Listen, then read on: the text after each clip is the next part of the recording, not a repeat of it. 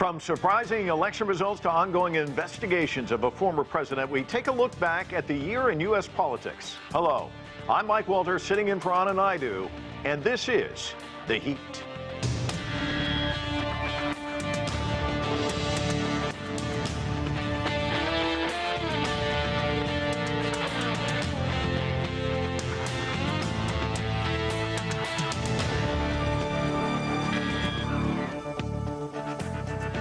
The pundits predicted a red wave, a Republican takeover of Congress following the U.S. midterm elections.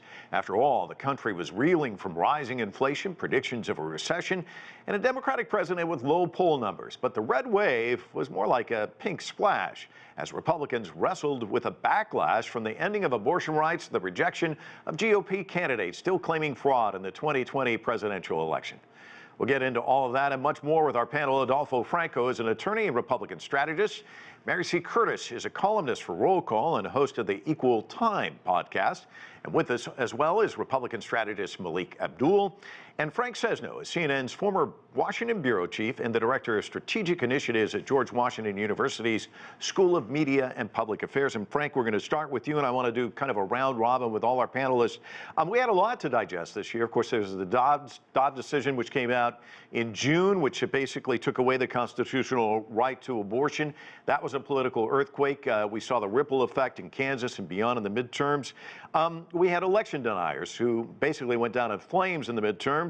We had Donald Trump announcing he's going to run for president again. We have Biden's legislative achievements. As you look back at 2022, and there are many more that we could talk about, what do you see as the biggest political story?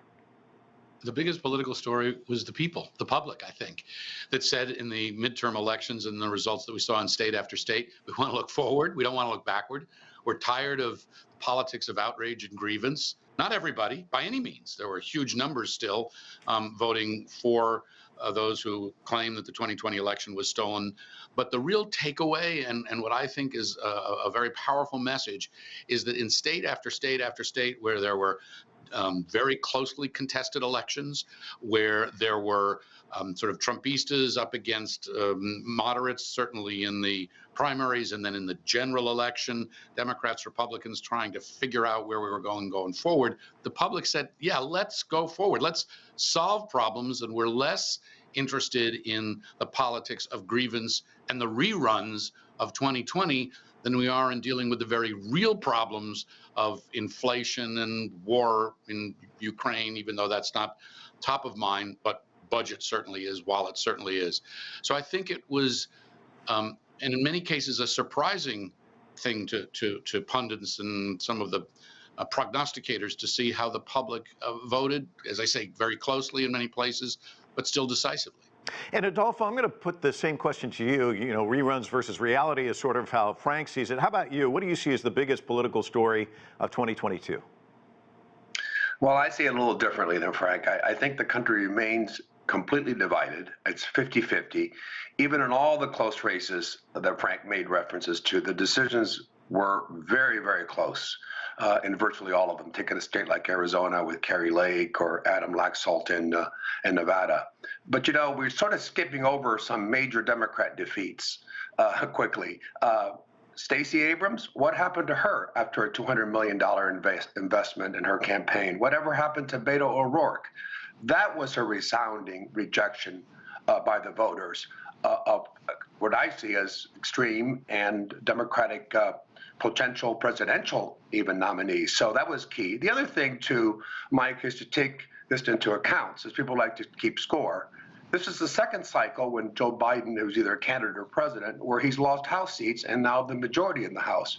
In 2000, the Democrats lost over a dozen seats in the House, and now the Republicans have taken control of the House of Representatives. Yes, it's not a red tide throughout the country, but it certainly is that not only a pink splash, but a sea change in terms of Washington, D.C. with Republican control of the House. So I see a very divided country. J.D. Vance, Frank refers to as Trumpista, won in Ohio. So did Ted Budd in North Carolina. And the only major non-Trump Republican statewide who won the nomination in the primary, Joe O'Dea in Colorado, went down to defeat. So that tells me this is very much a country that's divided, and everything's on the table for 2024. Mary, I want to get your sense. What do you see as the biggest political story, the takeaway from 2022? Well, it's interesting because I agree a little bit with both of the former speakers.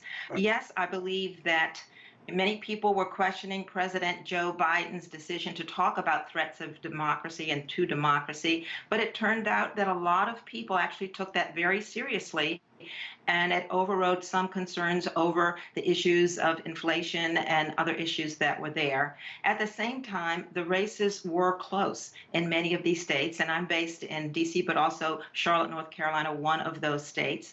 And so we see that there's so many people that though Donald Trump's influence is waning in the Republican Party, that's mainly with its leaders because these candidates didn't win. You can best be sure that if he does get the nomination, and he still has a base that's going to stay with him, that they will line up behind him. I do think that cultural issues, we saw just now the strengthening the marriage for interracial couples and same-sex couples that did pass in a bipartisan way. But we've also seen this year attacks on the LGBTQ community. We saw Trump have anti-Semite and white supremacists come to the dinner table. And that is, yes, it's a story, but there wasn't a lot of incredibly strong pushback from some leaders of the Republican Party. So I see both a country that is wary of the extremes, and we saw that in the midterms, which I do think is the biggest story. But we also see that there are divisions, both in areas of politics and culture. And that is something that we all need to keep our eye on as we look to the future. And Melik, I want to get your thoughts as well. We've got a lot to kind of digest from our three panelists, but I'm sure you have some thoughts as well. Sure, absolutely. I do agree with the idea that what we can see this year from the midterm elections is that we are definitely in a very divided country. I look at a place like Georgia. Georgia is a place that in 2020, Donald Trump lost Georgia, and we lost the Senate ultimately in Georgia. But Georgia was also a state that, despite many of the people who were upset with that 2020 election, they came out in support of Governor Kemp. So I think for me, the largest story is Governor Kemp and many other Republicans in the face of a lot of criticism. Keep in mind, places like Georgia and Florida, even Texas, were criticized for their voter election law, and Joe Biden himself referred to the Georgia voter election law as Jim Crow. But we saw once again, as in 2005, that the vote margin in the Black community, they continue to increase. People will say that that's in response to the idea of voter suppression, but unfortunately, you can't keep repeating the same thing over again. The numbers were up in Texas. The number they were up in Georgia. The numbers were up in Florida. So I think we've seen this year there is a blueprint for Republican governance. I agree with the idea that the country is divided. We're never going to agree on a number of things, but I also saw some bipartisanship, that's non-sexy things that we don't talk about in our government that Republicans and Democrats work together on. Even the initial infrastructure bill that dealt with things like water infrastructure, surface infrastructure, and many of those things, that was one of the bipartisan pieces of legislation that was passed early on. So there are things that Republicans and Democrats can agree on, but moving forward into 2024, I know we're doing a review of this year, but I don't expect any of these things to get any better, especially when we have a president who kept the Senate despite, calling many of American voters like me existential threats. And I think that that's something that Joe Biden, the Democratic Party, will continue. They will continue to call people like me and many others existential threats. Frank, let me talk to you about this USA Today article written by Susan Page not too long ago. And it goes very simply, Trump in trouble, Republican support cratering. It's a recent USA Today Suffolk University poll. It found Republican voters Their preference would be if it was DeSantis, the governor of Florida, up against Trump, that DeSantis would win double digits. You know, he has an abundance of legal issues he's facing. He's advocated for the termination of the Constitution. It's already been mentioned that he dined with the white nationalist Nick Fuentes. Some Republicans are saying he's responsible for the poor showing in the midterms. Talk to us about Trump and the Republican Party, and where does he land right now? Where do they go with him moving forward? It's a great question, and it's a complicated one. I do think that the air is being let out of the Trump balloon. Sometimes I think of him literally as a balloon floating over us, kind of like the Macy's Day Parade at Thanksgiving, but the air may be going out of that. I think is a really important thing that I want to, that feeds into this, that I want to mention from the commentary that preceded this. Everybody's talking about Georgia and how Georgia is an example of, you know, Republicans doing well in the midterms, and the governor and the Secretary of State, for that matter. Leave the Senate aside. I think this actually points to both what I was saying earlier, that people want to move forward and they want constructive ideas coming to them from their politicians in this country, albeit that we are deeply divided, no doubt about that. But the governor of Georgia, Kemp, and his victory actually speaks to this. Republicans can win. They can win big, happened in Florida as well, but they don't necessarily come from the Trump wing of the party. This spells big trouble for Donald Trump. The fact that there are alternatives within the party who are looking forward and not back, the fact that his own profile is diminished across social media and legacy media, the fact that so many of the trends went against him in several of these other races, including Republicans losing ground, not only in that Georgia Senate race, but in certain governor's races across the country. This spells a lot of trouble for him. He's still got a very loyal base, no doubt about it. And the primary structure of the Republican Party still favors him if there are multiple candidates, because he can still prevail even if he's got just a plurality of the vote, not a majority of the vote. But if I were his communications director, I'd be very worried. I'd say, Mr. Trump, we got some real problems here. Adolfo, let's talk a little bit about that, because the poll I referred to indicates Republican voters like Trump's policies. They're not necessarily crazy about Trump implementing them. And Frank's pointing this out as well. You see a guy like Brian Kemp, who kind of broke with him, other names like Chris Sununu, other names that are popping up, Glenn Youngkin. Where do you see this going? And do you see others perhaps emerging in the Republican Party and perhaps Trump being shunned aside? Well, you know, I have an enormous amount of respect for Frank Sesno. He's a Washington institution. But with all due respect, I've heard this Trump political obituary written so many times that I don't. I'm not writing the obituary yet. That's my point. Right. But you're suggesting that he's in big trouble, and people were saying that in 2016 with the tapes. That's Remember true. those tapes? I could be wrong. I've been wrong all along about Trump. So I've been wrong many times. I've been wrong many times too. But let me just say quickly, there's a little bit of cherry picking here, with all due respect. First of all, I have never seen the credible, serious leaders in the Republican Party that are likely heirs to President Trump if he were not to seek or change his mind on the nomination or otherwise not be the leader. I see them, as Frank described, Trumpistas. So this isn't Trump versus some establishment. I think the Larry Hogan, Liz Cheney wing of the Republican Party fits in a telephone booth. Governor Abbott of Texas won by a huge double-digit margin. Isn't he a Trump supporter? And doesn't he question the election? You can't cherry pick. Ron DeSantis, he might be seeking the presidency. He is in favor of Donald Trump and his policies. So I have yet to see, of course, these are all politicians and they all aspire to become president of the United States. But there isn't a schism in the Republican Party. And these little incidents, and I have to correct you, Mike, here on this, that suggest that Donald Trump is an anti-Semite when his daughter is Jewish and his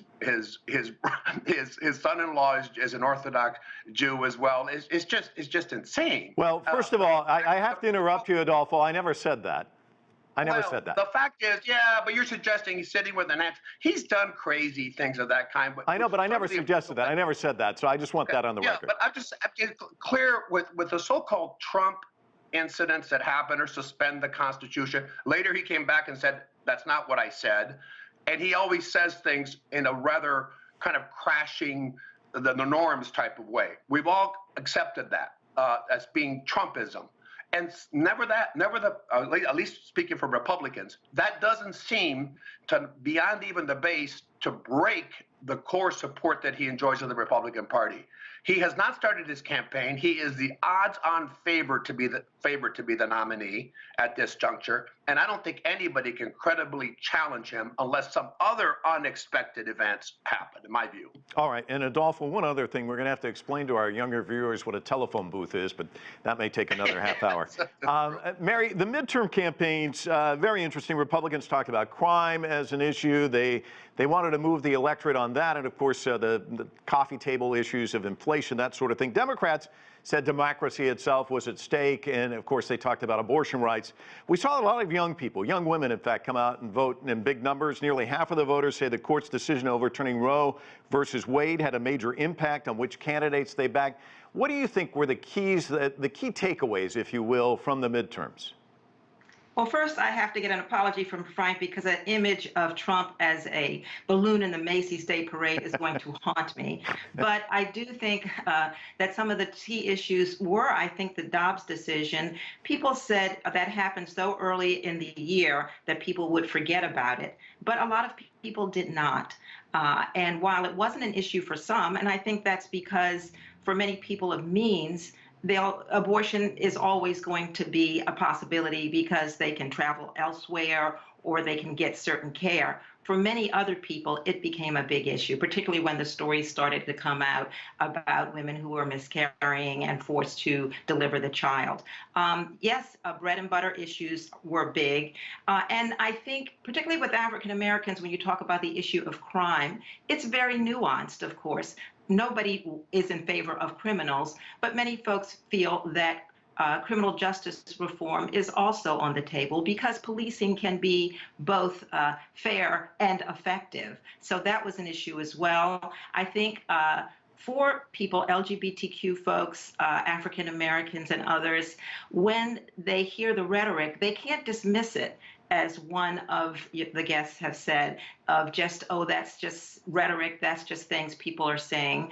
Not that I want to connect that rhetoric to some of the violence that has happened against these communities, because of course that those are individuals doing crimes. But when you see some of the so-called manifestos of some of these folks, even young people coming out and having violence on these communities, that is a big issue because it is existential in a sense about your very existence.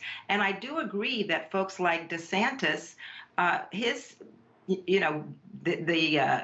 the legal things that he's bringing up in Florida about censoring, teaching about certain historical events, systemic racism, and other pieces of history. When folks get a big, close look on these other candidates, they will see that, yes, they are like Trump.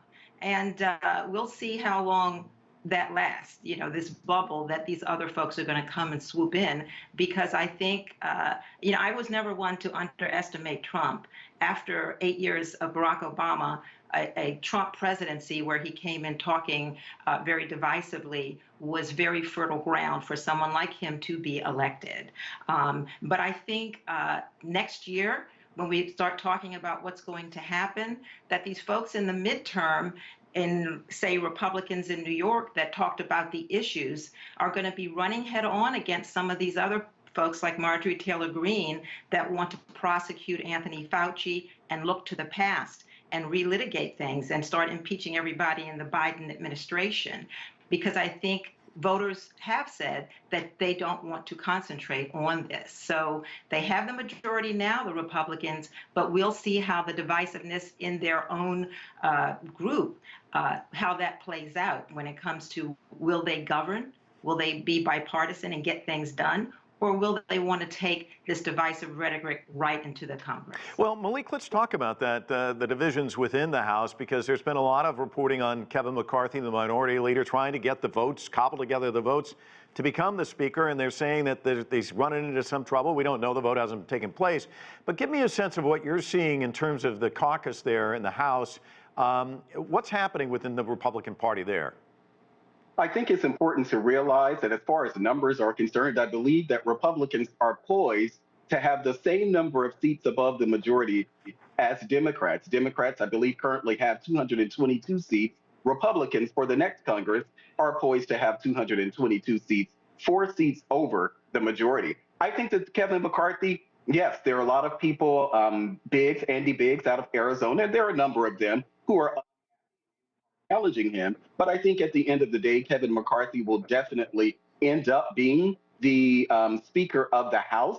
The good thing, and I'll say this as someone who actually likes Kevin McCarthy, it's good that the Republican Party, that we're having these discussions now, because unlike the Democratic Party, I don't believe that there was any type of fight or challenge to Hakeem Jeffries. So the Republican Party, at least we're having these discussions as opposed to being in lockstep, falling behind Hakeem Jeffries. But I think that there are a number of things that Republicans will surely focus on in the new Congress. I think that there are some advances that we can make around, those kind of things that I talked about, the bipartisan parts of legislation, keeping in mind that whether it comes out of the House or it comes out of the Senate, Joe Biden actually has to sign this. So I think this is an opportunity for Republicans to show that we can surely govern, which we're very good at. There was some discussion when we were talking about Donald Trump and what this means for Donald Trump, or the cycle means for Donald Trump. It's important to realize that Donald Trump endorsed over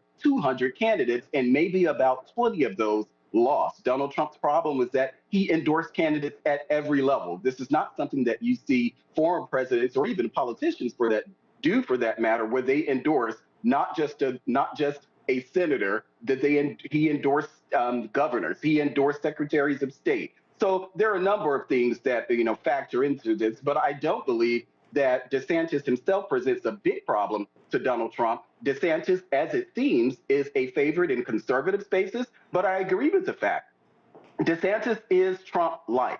And for me, as someone who came to the Republican Party in 2016 in support of Donald Trump, after voting for Barack Obama, campaigning for him in 2008, there is nothing particularly about DeSantis that moves me. If I want Trump light, I'll just stick with Donald Trump. For me, I think that we'll be best served looking at candidates like, for instance, Tim Scott, who is my favorite if I wanted to, someone who I would back for president. But Tim Scott, Brian Kemp, Greg Abbott, many Republicans are out there doing a number of great things. All right, Melik, you kind of set up my next question. I want to do another round robin as we close things out. We got about 5 minutes.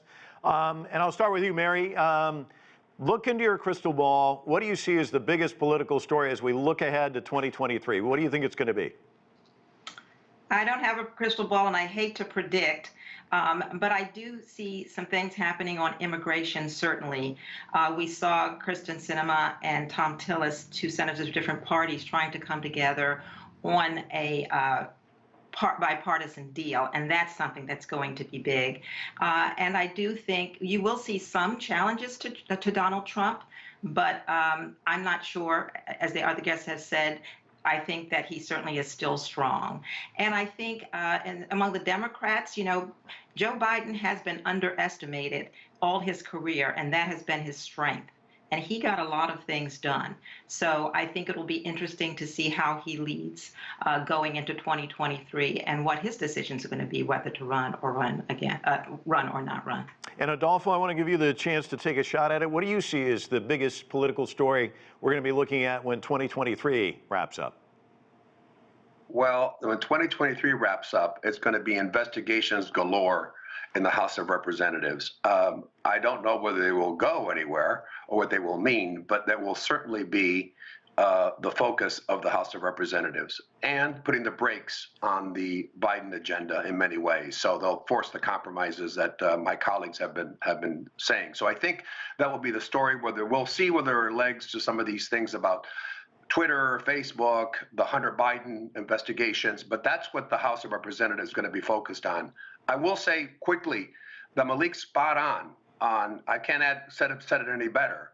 The problem for conventional Republicans today, this is Donald Trump's party, is why would you go for Donald Trump light when Donald Trump is the candidate? The opposition to Donald Trump again, for those of you who don't know what a phone booth is, it's a very small space, is just the alternatives. There's Ron DeSantis. How is he going to distinguish himself, as an example, from Donald Trump? Why not vote for Donald Trump if you're with Donald Trump's policies? And it isn't just because Donald Trump's style. Donald Trump's style is what's attracted millions of people who didn't participate in the past. Sorry, took all the time. Okay, Frank, I want to ask you the same question, but before I do, I want to get your thoughts. Is it a winning strategy for the Republicans to run on crime and we've got to do something about inflation and then immediately pivot to a Hunter Biden investigation? And I want to also get your thoughts on a 2023. What's going to be the big political story of the year? I don't know if Hunter Biden is a winning strategy for an overall campaign, but it certainly gives them, the party, something to put the flagpole in the ground about and show that they're fighting and that they're trying to turn the heat up on Biden in the same way that the Democrats turned the heat up on the Republicans. And so we're in it. I do think that inflation and immigration are huge real life stories to real life people. And depending on where you come from on either of those, and leaving politics to the side, that's what's part of people's lives now. They see a mess at the border, and they see this playing out in a variety of ways, again, on both sides. So I think that's a story. And both parties can make something of that. Maybe they can compromise. I'm not holding my breath. They haven't done very well at it so far. Inflation. People vote their wallets and their pocketbooks. Period, full stop. If inflation really gets brought under control and Biden can claim credit for that, that gives him some serious traction. If it cannot, and people still see prices going up, if this is just a temporary moment where it seems to be getting better, if wages continue to gallop, then there's a world of hurt out there, and there's a lot of hay that can be made out of that in politics. One other thing I would say that plays out in 2023, and that is what I see as a continuing recovery from COVID. We bear so many scars from COVID, we can barely imagine them all. And we see them play out in our culture and our politics day after day. And whether and how that continues to subside and people can move forward with their health, with their kids, with their schools, so many things have been disrupted. I think that too is a very important thing. And one last postscript, by the way, let's not forget, there is a legal process that's barking up Trump's tree. Does that become an indictment? If so, is there any traction to it? Does it mobilize the other side? Big question for 2023. All right, Melik, apologies to you. We've run out of time. I would have liked to have gotten your final thoughts, but I want to thank all of our panelists for joining us today. It's been a great discussion and a great look back on the political stories of 2022. And that's it for this edition of The Heat. I'm Mike Walter in Washington, D.C. Thanks so much for watching.